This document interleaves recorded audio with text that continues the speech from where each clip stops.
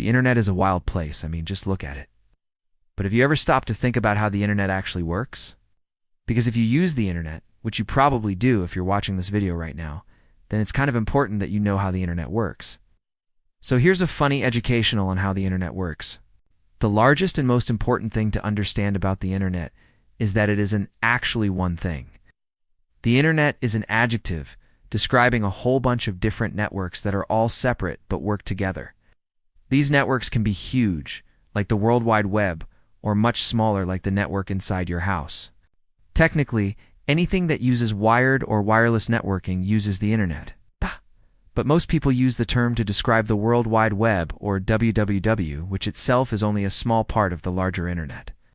But before we get into how the web works, we need to take a quick detour into how computers talk to each other, because it's kind of important.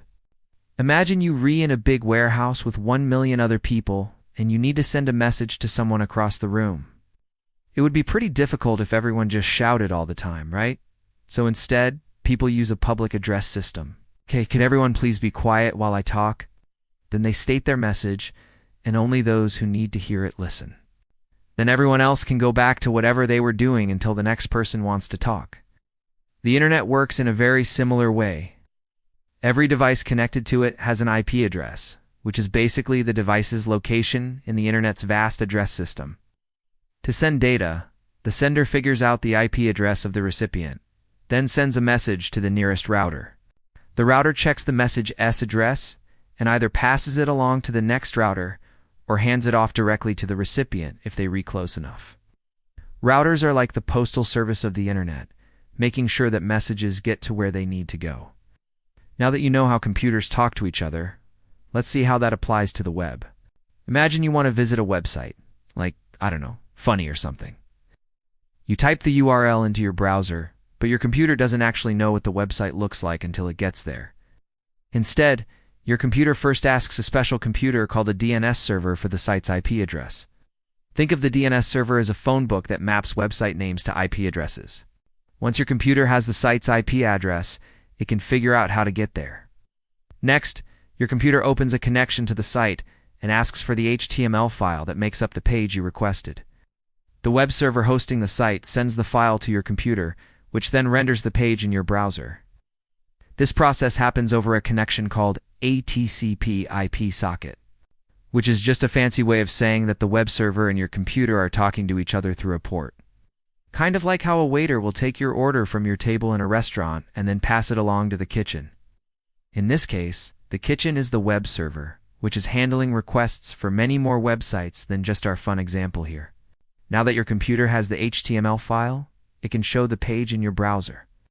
And if the page contains images or other files, your computer will follow the links in the HTML and fetch those assets just like any other file.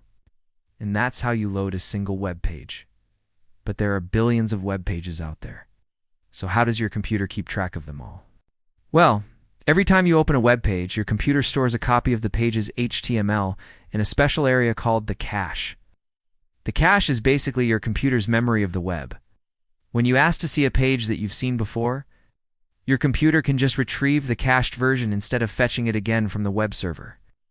This is why sometimes when you go to a website, you'll see a cached version of the site from weeks or even months ago. So there you go. Now you know how the internet works, or at least how a tiny little piece of it works.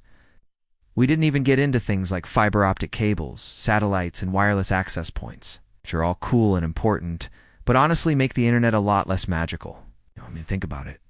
If you knew how Santa's workshop operated, would it still feel as magical? No. Would you still be excited when Christmas morning came around? Probably not. Don't spoil the magic, guys. And don't worry about all those silly copyright laws and terms of service you have to agree to when you sign up for a website. Those don't really do anything. For more fun stuff about how the world works, stay tuned for more information.